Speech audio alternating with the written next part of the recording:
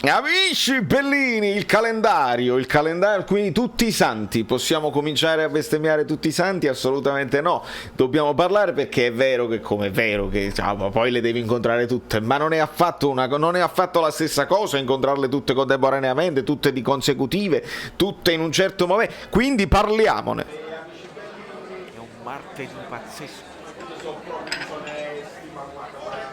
Rumori incredibili, rumori.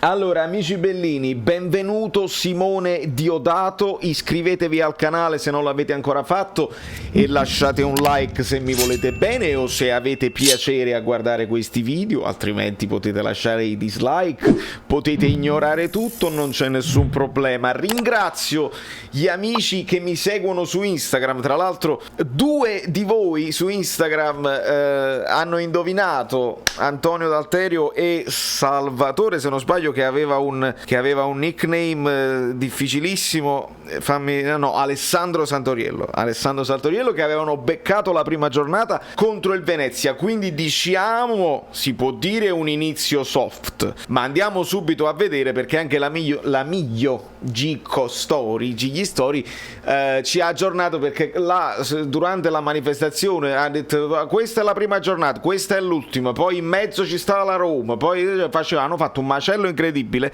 Sappiamo che Empoli-Sassuolo si giocherà nel 1889, di conseguenza anche interessante vedere Lombardo finalmente, ma non perché vogliamo vedere Lombardo, ma perché sappiamo che in alcune sessioni passate non c'erano i rappresentanti del Napoli, almeno questo molto bene, quindi vedete che io le dico quando le cose che il Napoli fa mi piacciono, io le dico, io non mi lamento sempre, poi mi posso lamentare che Lombardo era un pochino più a telefono che all'interno della stanza, mi posso lamentare che magari qualcuno aveva i giocatori rappresentativi, qualcuno aveva i direttori sportivi, ma va bene perché vuol dire che il nostro direttore sportivo è al lavoro per sistemare il mercato, quindi va bene Lombardo, che tra l'altro gli chiedono anche di Insigne e Lombardo dice: Insigne chi? Ti riferisci al nostro capitano?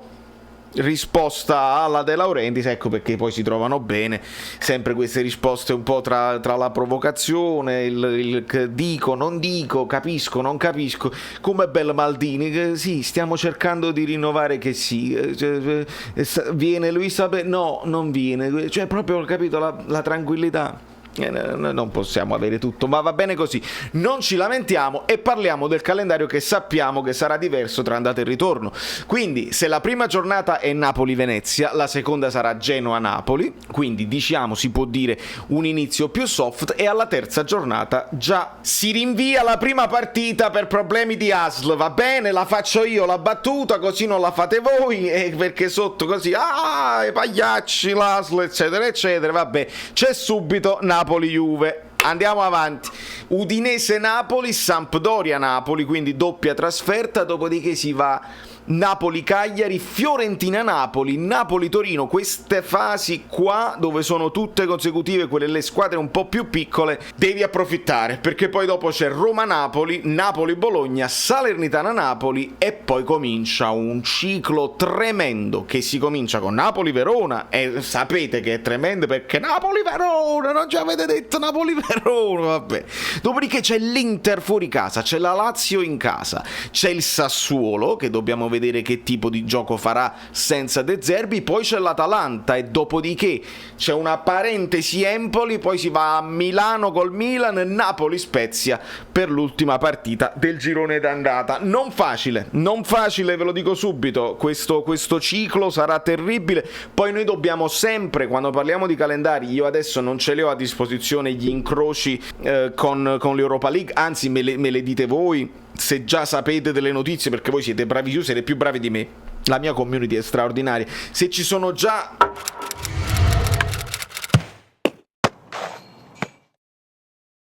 degli incroci pericolosi con le partite di Coppa, e quindi se ci saranno delle cose, le pause, eccetera eccetera, dobbiamo capire, ma già questa Inter, Lazio, Sassuolo e Atalanta veramente non c'è male. Dopodiché il girone di ritorno comincia con Juventus-Napoli, comincia col botto, e andiamo poi a vedere perché queste qua le leggo in diretta con voi.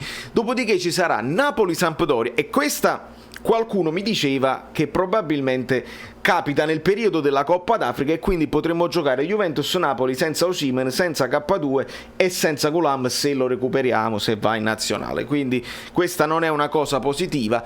Dopodiché Napoli-Sampdoria, Bologna-Napoli, Napoli-Salernitana, Venezia-Napoli, quindi qua devi fare filotto, sappiamo la difficoltà di fare filotto e va bene. Io, se volete la mia, io preferisco sempre che si alterni una grande e una piccola, una grande e una piccola, così stai sempre, capito, con la cosa alta, l'attenzione alta, ma è difficile ottenere queste cose.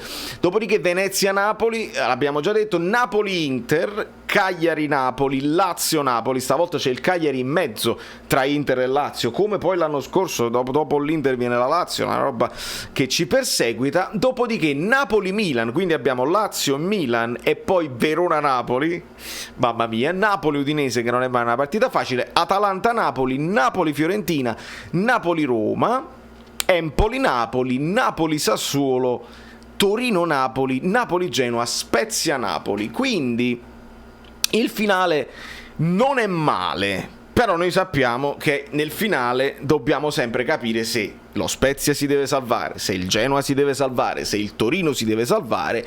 Quindi queste 3 partite finali possono essere delle lotte incredibili oppure no. Oppure, anche se si sono salvate, Napoli-Verona, vi voglio ricordare Napoli-Verona, quindi dipenderà sempre dagli obiettivi, ma dipenderà moltissimo da quanto Spalletti riuscirà a motivare questi giocatori, dipenderà da chi saranno questi giocatori, perché il mercato ancora non sappiamo che fine faremo, perché è importante, e dipenderà tantissimo da con quali magliette giocheremo questo campionato, perché resterà un chiodo fisso, perché non può essere che noi veramente non sappiamo ancora qual è la maglietta e dobbiamo aspettare, perché dobbiamo vedere che cosa succede. Non fa niente, da New York Valerio Fluido è tutto, bello stretto stringato, perché in realtà ho un appuntamento con una radio ufficiale del Napoli stasera e magari ne saprete di più domani, verso le 9:30 ci dovrebbe essere il collegamento con Radio Kiss Kiss. State tuned, iscrivetevi al canale, vi siete dimenticati di lasciare il like, va benissimo, mettetelo adesso, non c'è problema. Da New York Valerio Fluido è tutto.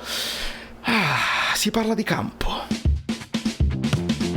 Quindi dobbiamo arrivare ai 10.000 e arriviamoci. Si deve cliccare sopra la cosa, così poi cliccate sulla campanella, poi vi iscrivete al canale Telegram, poi dovete praticamente fare basta, sei cringe, quante cose, tutte le cose bellissime. Mi fai Io caffè. non mi ricordo come mi chiamo.